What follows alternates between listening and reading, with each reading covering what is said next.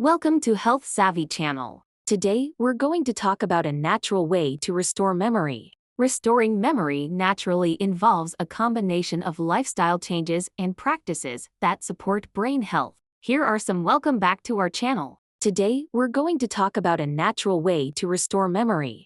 Did you know that there's a simple, natural way to improve your memory?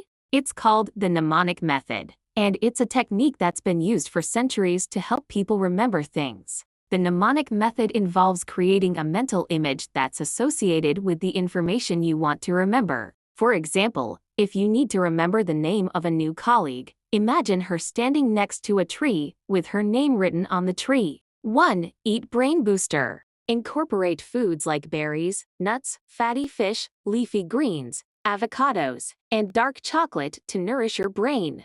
2. Exercise regularly. Physical activity improves blood flow and keeps your brain sharp.